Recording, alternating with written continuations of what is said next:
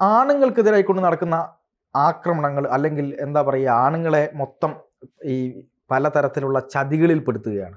ഇപ്പോൾ സ്ത്രീ സ്വാതന്ത്ര്യത്തിൻ്റെ അല്ലെങ്കിൽ അവരുടെ സംരക്ഷണത്തിൻ്റെയൊക്കെ പേരിൽ അവർക്ക് കിട്ടിക്കൊണ്ടിരിക്കുന്ന ചില പ്രിവിലേജുകളുണ്ട്, സ്ത്രീകൾക്ക് കിട്ടിക്കൊണ്ടിരിക്കുന്നത്. ആ പ്രിവിലേജ് പുരുഷനെ അകാരണമായി കൊടുക്കാനുള്ള ഒരു വേദിയായിട്ട് കൂടി സ്ത്രീകൾ ഉപയോഗിക്കുന്നു എന്നാണ് ഈ പറയുന്ന ഓൾ കേരള മെൻസ് അസോസിയേഷനൊക്കെ പറയുന്നത്.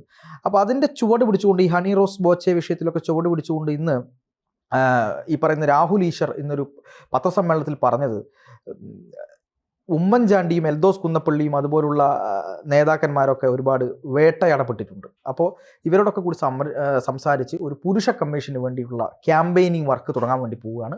നിയമസഭയിലടക്കം എന്തുകൊണ്ടുവരും, പ്രൈവറ്റ് ബില്ല് കൊണ്ടുവരാൻ വേണ്ടിയിട്ട് ശ്രമിക്കും എന്നൊക്കെയാണ് അദ്ദേഹം പറഞ്ഞത്. യഥാർത്ഥത്തിൽ ഇന്നത്തെ ഒരു സാഹചര്യത്തിൽ ഒരു പുരുഷ കമ്മീഷൻ്റെ കൂടെ ആവശ്യം നിലനിൽക്കുന്നുണ്ടോ? ഒരു ജെനുവിൻ ആവശ്യമാണോ? ഈ വനിതാ കമ്മീഷൻ എന്തുകൊണ്ടുണ്ടായി എന്ന് നമ്മൾ ചോദിച്ചാൽ, കാലങ്ങളായിട്ട് വനിതകൾ നിരന്തരമായിട്ട് ഭരണാധികാരികളുടെയും ഭരണകൂടത്തിൻ്റെയും പുരുഷാധിപത്യത്തിൻ്റെയും കീഴിൽ ഞെരിഞ്ഞമരുകയായിരുന്നു. അത് ഒരു ചരിത്രപരമായിട്ടുള്ള യാഥാർത്ഥ്യമാണ്. ആ ചരിത്രം തിരുത്താനായിട്ടുള്ള ശ്രമത്തിൻ്റെ ഭാഗമായിട്ടാണ് വനിതാ കമ്മീഷനുകൾ വരുന്നത്. പുരുഷന്മാർക്ക് ഒരു കാരണവശാലും അങ്ങനെ ഒരു അവഗണന, വിവേചനം, മോശമായിട്ടുള്ള പെരുമാറ്റം എന്ന് പറയുന്നത് ലഭിക്കുന്നില്ല. അത് ലഭിക്കാത്ത ഒരു സാഹചര്യത്തിൽ തന്നെ ഒരു പുരുഷ കമ്മീഷൻ എന്ന് പറയുന്ന സാധനം വേണമേ എന്ന് ചോദിച്ചാൽ നമുക്ക് ഒറ്റ വാക്കിൽ പറയാം, അത് വേണ്ട എന്ന് പറയാൻ പറ്റും. പക്ഷെ പലപ്പോഴും പുരുഷന്മാർ ഒറ്റപ്പെട്ട ചില കേസുകളിലെങ്കിലും ഈ സ്ത്രീകൾക്ക് ലഭിക്കുന്നതായിട്ടുള്ള പ്രത്യേക വിവേചന അധികാരം ഉപയോഗിച്ച് അല്ലെങ്കിൽ പ്രത്യേക പ്രിവിലേജ് ഉപയോഗിച്ച് അവരെന്ത് ചെയ്യുന്നുണ്ട്, ഇവരെ ഉപദ്രവിച്ച ചില സംഭവങ്ങളൊക്കെ ഉണ്ട്. അതൊക്കെ ഒറ്റപ്പെട്ട സംഭവങ്ങളായിട്ട് നമ്മൾ കണക്കാക്കേണ്ട കാര്യമുള്ളൂ. അപ്പോൾ സ്ത്രീകൾക്ക് വനിതാ കമ്മീഷൻ എന്ന് പറയുന്നത് സ്വാഭാവികമായിട്ടും സ്ത്രീകളുടെ അവകാശം അവർക്ക് ലഭ്യമാകുന്നതിന് വേണ്ടി ഉണ്ടാക്കുന്ന ഒരു സംവിധാനമായിട്ടാണ് അത് മാറി തീർന്നിട്ടുള്ളത്. അതങ്ങനെ വേണം. കാരണം വെച്ചാൽ സമൂഹത്തിലെ പരിഗണന ലഭ്യമല്ലാതെ പോവുകയും നിരന്തരമായിട്ട് പീഡനത്തിന് വിധേയമാവുകയും ചെയ്യുന്ന ഒരു സമൂഹം എന്ന നിലക്ക് സ്ത്രീ സമൂഹത്തിന് തീർച്ചയായിട്ടും ചില പ്രത്യേക പരിഗണനകൾ കിട്ടിയാൽ മാത്രമേ അവർക്ക് സ്വാതന്ത്ര്യത്തിലേക്ക് എത്തിച്ചേരാനായിട്ട് കഴിയുള്ളൂ എന്നുള്ള ഒരു കാഴ്ചപ്പാടിൻ്റെ അടിസ്ഥാനത്തിലാണ് ഒരു പുരുഷന്മാർക്ക് അങ്ങനത്തെ പ്രശ്നമാണ്. കാരണം പുരുഷന്മാരാണ് ഭരിക്കുന്നത്, പുരുഷനാണ്. ഹിസ്റ്ററി എന്ന് പറയുന്ന വാക്കിനെ ഈ സ്ത്രീപക്ഷവാദികൾ വിശദീകരിക്കുന്നത് ഹിസ്റ്റോറി എന്നാണ്. അതായത് നമ്മുടെ പഴയ ചരിത്രം പരിശോധിച്ചാൽ അവിടെ അവനേ ഉള്ളൂ, അവളില്ല എന്നാണ് അവർ പറയുന്നത്. അത്രമാത്രം അവൻ. ഇപ്പോൾ അലക്സാണ്ടർ ദ ഗ്രേറ്റ് അങ്ങനെ നമ്മൾ നോക്കുന്ന സമയത്ത് ഏതാണ്ട് ലോകത്തെ മഹാരഥന്മാരായിട്ടുള്ള വേട്ടക്കാരൊക്കെ പുരുഷന്മാർ തന്നെയായിരുന്നു. നെപ്പോളിയൻ, അലക്സാണ്ടർ, അങ്ങനെ പേരുകൾ ഒരുപാട് ഇങ്ങനെ ഉയർന്നു വരികയുണ്ട്. ആ പേരുകളൊക്കെ അങ്ങനെ കാണുകയാണ്. അതുപോലെ പ്രഗത്ഭരായിട്ടുള്ള നേതാക്കന്മാരിൽ ബഹുഭൂരിപക്ഷവും എന്താണ് ഇത്തരത്തിലുള്ള പുരുഷന്മാരാണ്. ചില സ്ത്രീകളുടെ പേരുകൾ ഇടക്കിടക്ക് ഇന്ദിരാഗാന്ധിയെ പോലെയുള്ള ചില പേരുകൾ നമ്മൾ കേൾക്കും എന്നല്ലാതെ, അല്ലെങ്കിൽ മാർഗരറ്റ് താച്ചർ എന്നൊക്കെ പറഞ്ഞാൽ ഉരുക്കു വനിതയാണ് എന്നാണ് അറിയപ്പെട്ടിരുന്നത്. എന്നുവെച്ചാൽ അവർ ഫെമിനിൻ ക്യാരക്ടറല്ല, അവരൊരു മാസ്കുലിൻ ക്യാരക്ടറാണ് എന്നാണ്. അപ്പോൾ ഈ മാസ്കുലിനാനിറ്റിക്കാണ് എപ്പോഴും പ്രാധാന്യം ഉണ്ടായിരുന്നു. അവർക്ക് പ്രത്യേക സംരക്ഷണത്തിന് വേണ്ടി അതുകൊണ്ടൊരു കമ്മീഷന് പ്രസക്തിയില്ല. കാരണം അവരുടെ ലോകമാണെന്ന് ശരി. ആ ലോകത്ത്, ആണാധിപത്യ ലോകത്ത് പെണ്ണുങ്ങൾ അവരുടെ നിലനിൽപ്പിന് വേണ്ടിയിട്ട് പോരാട്ടം നടത്തുമ്പോൾ അവരെ സഹായിക്കാൻ വേണ്ടിയിട്ട് കമ്മീഷൻ നിലക്കണം വനിതാ കമ്മീഷൻ വരുന്നു. ശരിയായിരിക്കും, അവർക്ക് ലഭിക്കുന്ന പ്രത്യേക പ്രിവിലേജ് കൊണ്ട് ചില പെണ്ണുങ്ങളെങ്കിലും ആണുങ്ങളെ കൊടുക്കാൻ അല്ലെങ്കിൽ ചതിക്കാൻ ഒക്കെ അതൊക്കെ ഉപയോഗിക്കുന്നുണ്ടാവും. അത് പരിഹരിക്കാൻ അതിലാണ് സംവിധാനം ഉണ്ടാവുന്നത്. അങ്ങനെ സ്ത്രീകൾ ശ്രമിക്കുന്നുണ്ടെങ്കിൽ ആ സ്ത്രീകൾക്കെതിരെ നടപടിയെടുക്കാനായിട്ടുള്ള സംവിധാനങ്ങൾ ഉണ്ടാവേണം.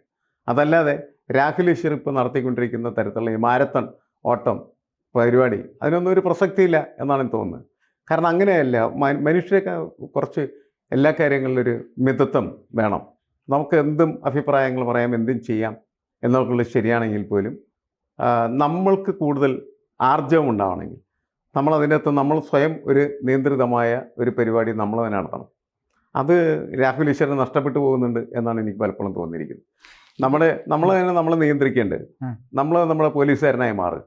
അത് നമ്മൾ ചെയ്തില്ല എങ്കിൽ നമുക്ക് പലപ്പോഴും നമ്മളുടെ പൊസിഷൻ അത്ര ന്യായീകരിക്കാവുന്ന പൊസിഷൻ ആകാൻ സാധ്യത കുറവാണ് എന്നുള്ളതാണ്. അങ്ങനെയുള്ള പൊസിഷനിലേക്ക് പോകുമ്പോൾ പറ്റുന്ന പ്രശ്നം. മെൻസ് അസോസിയേഷനൊക്കെ ചെയ്യുന്നതായിട്ടുള്ള പ്രവൃത്തികൾ എന്ന് പറയുന്നത് ശരിയാവുന്നില്ല എന്ന് നമ്മൾ അതെ. അവരുടെ കാര്യങ്ങൾ അവർ ഏതൊക്കെ കാര്യങ്ങൾ ഏറ്റെടുക്കണം എന്ന് നോക്കുമ്പോൾ നമുക്ക് മനസ്സിലാകും. തീർച്ചയായിട്ടും. അവര് ജെന്യൂനായിട്ട് 1-2 കേസുണ്ടാവും, അതിന് പകരം 10-15 പീഡനക്കാരെ പൊക്കി പിടിച്ച് നടക്കുന്ന കാഴ്ച നമ്മൾ കണ്ടുകൊണ്ടിരിക്കും. അതതിൻ്റെ അപകടമാണ്. ശരിക്കും ഒരു സംഭവം ഓർഗനൈസ്ഡ് ആയിട്ടുള്ള ഒരു ക്രൈമായി മാറുന്ന ഒരു പ്രോസസ്സാണ്. അങ്ങനെ പോയിട്ട് കാര്യമില്ല, അങ്ങനെ പോകുന്നത് ശരിയല്ല എന്ന് പറയാൻ ഒരു സംവിധാനം ഉണ്ടാവുന്ന നല്ലതാണെന്നാണ് എനിക്ക് തോന്നുന്നത്. അങ്ങയുടെ മുമ്പിൽ ഞാൻ 2 കാര്യങ്ങൾ പറയാൻ ആഗ്രഹിക്കണം. അതായത് 2 സംഭവങ്ങൾ. ഒന്ന്, ഇപ്പോൾ ഏതൊരു സ്ത്രീ കൊണ്ടുപോയി പരാതി കൊടുത്തു കഴിഞ്ഞാലും, അതായത് ഒരു പല വിഷയങ്ങളിലും പരാതി കൊടുക്കുമ്പോൾ അതിലൊരു പ്രാഥമിക അന്വേഷണത്തിൽ അതിലൊരു കഴമ്പില്ല എന്ന് തോന്നിക്കഴിഞ്ഞാലും പലപ്പോഴും ഒരു സ്ത്രീപക്ഷം ഒക്കെ ഉയർത്തിപ്പിടിച്ചുകൊണ്ട് FIR ഇടേണ്ടി വരികയും പിന്നീട് കോടതി വഴി പോകേണ്ടി വരികയും അത് ക്വാഷിയോ അല്ലെങ്കിൽ വിചാരണയിൽ വെറുതെ പുറത്തു വരികയൊക്കെ ചെയ്യുന്നുണ്ട്.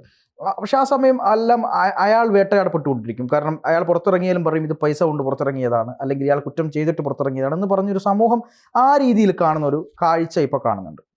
രണ്ടാമത്തത്, ഒരു 2 കേസ്. ഒന്ന്, സ്വന്തം മകളെ പീഡിപ്പിച്ചു എന്ന് പറഞ്ഞുകൊണ്ട് ഒരു അച്ഛനെതിരെ, തിരുവനന്തപുരത്തുള്ള ഒരു അച്ഛനെതിരെ പരാതി കൊടുത്തു.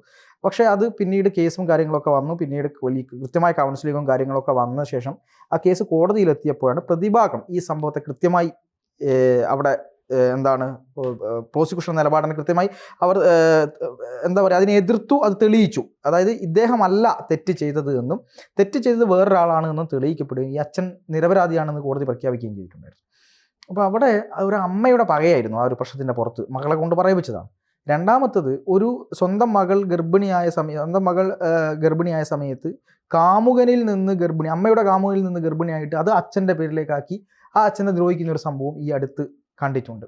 അപ്പോൾ ഇത്തരം ചില സംഭവങ്ങളിൽ പലപ്പോഴും ഇവരിങ്ങനെ നീതി കിട്ടാതെ അലയുന്ന ചില സാധനങ്ങൾ കൂടെയുണ്ട്. അപ്പോൾ അവിടെയൊക്കെ ഏതെങ്കിലും ഒരു തരത്തിൽ ഇവരെ സഹായിക്കാൻ എന്തെങ്കിലും ഒരു സംവിധാനം ഉണ്ടാവേണ്ടതിൻ്റെ ഒരു ആവശ്യകത ഉണ്ടോ?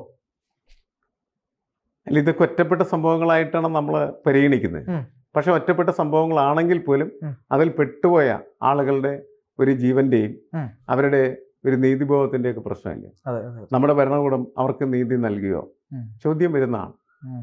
എല്ലാ പൗരന്മാർക്കും ലഭ്യമാകുന്നതായിട്ടുള്ള നീതി ഇവർക്ക് ലഭിച്ചോ എന്ന് ചോദിച്ചാൽ അവർക്കത് ലഭിക്കുന്നില്ലല്ലോ. ബോധപൂർവം ചില പകകളിൽ നിന്ന്, പ്രത്യേകിച്ച് അവരുടെ കുടുംബത്തിൽ നിന്ന് ഉയർന്നവർ, അമ്മമാരിൽ നിന്ന് അല്ലെങ്കിൽ ഭാര്യമാരിൽ നിന്നൊക്കെ ഉയർന്നു വരുന്ന അത്തരം പകകൾക്ക് പ്രതിവിധി എന്ന് പറയുന്നത് എന്താണ് എന്ന് ചോദിച്ചാൽ നമുക്ക് അതിന് ഉത്തരവൊന്നും പറയാൻ പറ്റില്ല. കാരണം അത് ഒരു കുടുംബത്തിൽ നിന്ന് ഡെവലപ്പ് ചെയ്ത് വരുന്നതാണ്. തെറ്റായിട്ടുള്ളൊരു കാര്യമാണ്. പക്ഷെ അത് ഉണ്ടാകുന്നവരുടെ നമ്മളുടെ എല്ലാ കുടുംബങ്ങളെങ്കിലും ഉണ്ടാകുന്നില്ല. ഏതെങ്കിലും ചില കുടുംബങ്ങളിൽ മാത്രമാണ് അത് വഴിതെറ്റി വന്ന പോലെയുള്ള ഒരു പ്രക്രിയയായിട്ട് മാറിത്തീരുന്നത്. അപ്പം അതിനുള്ള സംവിധാനം ഉണ്ടാവണം, അതിനൊരു ഫിൽട്ടറിങ് സിസ്റ്റം ഉണ്ടാവണം, അല്ലെങ്കിൽ അത് മോണിറ്റർ ചെയ്യാനുള്ള സംവിധാനം ഉണ്ടാവണം. അത് യഥാർത്ഥത്തിൽ പ്രാഥമിക പരിശോധനയുടെ വേളയിലാണ് ഉണ്ടാവേണ്ടത്. എന്നുവെച്ചാൽ FIR ഇടുന്ന സമയത്താണ് അത് പരിശോധിക്കേണ്ടത്. അപ്പോൾ FIR ഇടുന്ന സമയത്ത് കൃത്യമായിട്ട് അതിനൊരു സ്പേസ് ഉണ്ടാവണം.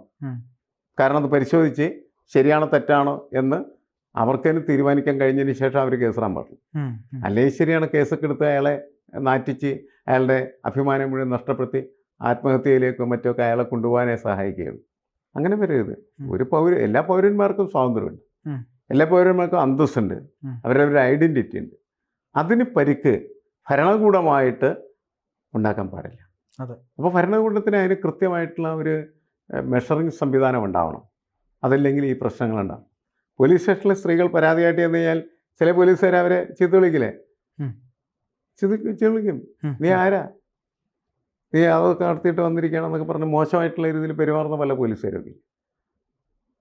അതുപോലെ തന്നെ ഈ ഇങ്ങനെ പീഡനം ഏറ്റുവാങ്ങിയിരിക്കുന്ന സ്ത്രീകൾ കോടതിയിൽ പരാതി കൊടുത്ത് കേസ് വിളിക്കുന്ന സമയത്ത് ഈ സ്ത്രീകളുടെയൊക്കെ വക്കീലന്മാർ, നിറിവില്ലാത്ത വക്കീലന്മാർ എന്തൊക്കെ ചോദ്യങ്ങളാണ് ചോദിക്കുന്നത്. അവരെ അപഹസിച്ച് നാണം കെടുത്തി ഒന്നിനും കൊള്ളാത്ത വ്യക്തിയായിട്ട് മാറ്റി തീർക്കുന്ന സംഭവങ്ങൾ. അതുകൊണ്ട് പലപ്പോഴും സ്ത്രീകൾ ഭയപ്പെട്ടിട്ട് കേസിനൊന്നും പോകാറില്ല, പരാതിക്ക് പോലും പോകാറില്ല എന്നുള്ളതിന് നമുക്കറിയാം. അപ്പം അങ്ങനെ ഒരുപാട് ഇംബാലൻസുകൾ നിലനിൽക്കുന്ന ഒരു മേഖലയാണിത് എന്നുള്ള കാര്യം നമ്മൾ മനസ്സിലാക്കുക. നമുക്കിതിനകത്ത് പക്വതയോട് പറയാവുന്നൊരു കാര്യം, ഇങ്ങനെ സ്ത്രീകൾക്ക് നൽകപ്പെട്ടിരിക്കുന്നതായിട്ടുള്ള പ്രത്യേക പ്രിഫറൻസിൻ്റെ പേരിൽ ഏതെങ്കിലും പുരുഷനെ പീഡിപ്പിക്കാനോ ഉപദ്രവിക്കാനോ നശിപ്പിക്കാനോ സ്ത്രീക്ക് സൗകര്യം ഉണ്ടാകാൻ പാടില്ല. അതാണ് പ്രധാനപ്പെട്ട കാര്യം. തീർച്ചയായും അതിനാവശ്യമായിട്ടുള്ള സംവിധാനം ഉണ്ടാകും. അത് ഒരു പുരുഷ കമ്മീഷനാണോ എന്ന് ചോദിച്ചാൽ അല്ലെന്നുള്ള അഭിപ്രായക്കാരാണ് ഞാൻ. അതിന് പകരം എന്തെങ്കിലും സംവിധാനം കൃത്യമായിട്ട് ഉണ്ടാകണമെങ്കിൽ ഉം. നമ്മൾ നേരത്തെ പറഞ്ഞ പോലെ ഒരു കേസ് വരുമ്പോൾ ഉം. അതിൻ്റെ പ്രൊസീജിയറിൻ്റെ ആദ്യ പാർട്ടിൽ തന്നെ ഇത്തരം കാര്യങ്ങളൊക്കെ പ്രാഥമികമായിട്ടുള്ള പരിശോധനയ്ക്ക് വിധേയമാക്കണം ഉം. എന്ന് നിർദ്ദേശം കൊടുത്താൽ മതി. അതെ. അത് കൃത്യമായിട്ട് പോലീസ് ഒരു അന്വേഷണമൊക്കെ നടത്തി കഴിഞ്ഞാൽ അവിടെ ആ കാര്യം എന്താണെന്ന് അവർക്ക് മനസ്സിലാവും. അതിൻ്റെ അടിസ്ഥാനത്തിൽ അവർക്ക് കേസെടുക്കാം. ആ കേസ് ഈ സ്ത്രീ പീഡനം എന്ന് പറയുന്ന വിശാലമായിട്ടുള്ള ഹെഡിങ്ങിന് താഴെ വരാതിരുന്നാൽ മാത്രം മതി. തീർച്ചയായിട്ടും. അതിനുള്ള ജാഗ്രത ഉണ്ടാവണം എന്നാണ് എനിക്ക് തോന്നുന്നത്. അതെ.